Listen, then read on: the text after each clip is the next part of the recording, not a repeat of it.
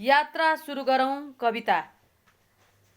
विद्यार्थी भाइ बहिनीहरू, आज हामी नेपाली किताबमा रहेको पाठ 2 यात्रा सुरु गरौँ कविताको वाचन गर्दैछौँ। आजको पाठको शीर्षक छ यात्रा सुरु गरौँ।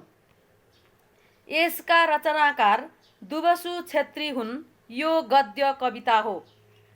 विद्यार्थी भाइ बहिनीहरू ध्यान दिएर सुन्नुहोस् है त। वाचन गर्दा कठिन लागेका शब्दहरू पनि टिप्दै जानुहोस्। यात्रा सुरु गरौँ कविता। कवि दुवसु छेत्री। समयको एउटा लामो झरीपछि बल्ल घाम उदाएको छ। बिहान भएको छ। अब हामीले हाम्रो यात्रा सुरु गर्नुपर्छ। पानी थामिएको छ। अब हामीले हाम्रो आरोहणको थालनी गर्नुपर्छ। आस्थाको टुकी बाल्नुपर्छ। अब हामीले उज्यालो छर्नुपर्छ। मौसम बसन्तको छ। अब हामीले गीत गुन्जाउनुपर्छ। फक्रेका छन् गुराँसहरू। अब हामीले मालाहरू उन्नुपर्छ।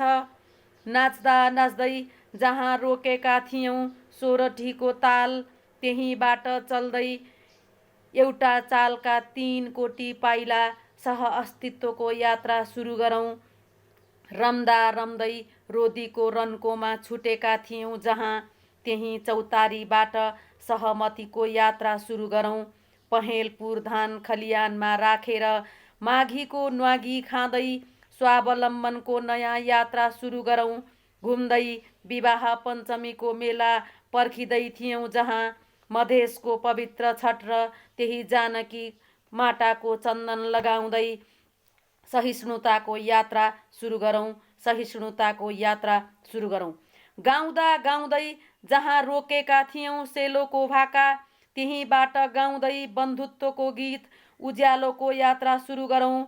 मनाउँदै लोसार जहाँ पुज्दै थियौँ हिमाललाई मानेर देवता, त्यही आकाश छुने हिमाललाई साक्षी राखेर सहकार्यको यात्रा सुरु गरौँ। जप्दै गौरा जहाँ नाचेका थियौँ देउडा, त्यही कर्णालीको मुहानतिर उभिएर नवनिर्माणको यात्रा सुरु गरौँ। खोज्दै शान्तिका 2 सम्बोधी आँखा, जहाँ हामी लोलाएका थियौँ उडाउँदै शान्तिका सेता परेवाहरू, तिनै सम्यक आँखाबाट शान्तिको सहयात्रा सुरु गरौँ। शान्तिको यात्रा सुरु गरौँ। भाग्दै आस्थाको आरती, जहाँ हामी अनायास बिउजिएका थियौँ, त्यही गुम्बा, मस्जिद, मन्दिर र गिर्जाघरको प्राङ्गणबाट सहधर्मको यात्रा सुरु गरौँ। जहाँ तिमी र हामीले हातेमालो गरेर आरम्भ गरेका थियौँ एकीकरणको यात्रा, काष्ठमण्डपको त्यही देवलबाट धिमे बजाउँदै नव एकताको यात्रा सुरु गरौँ। साँझ परेर बास बसेका थियौँ जहाँ नाम्चेको फेदीमा, त्यही फेदीबाट सगरमाथा शिखरको यात्रा सुरु गरौँ। समयको एउटा निष्पट्ट अन्धकार हामीले चिरिसकेका छौँ। अब एउटा नयाँ जीवन सुरु गरौँ। जहाँबाट हामी थकान रोपेर भागेका थियौँ, अब एउटा नयाँ यात्रा सुरु गरौँ।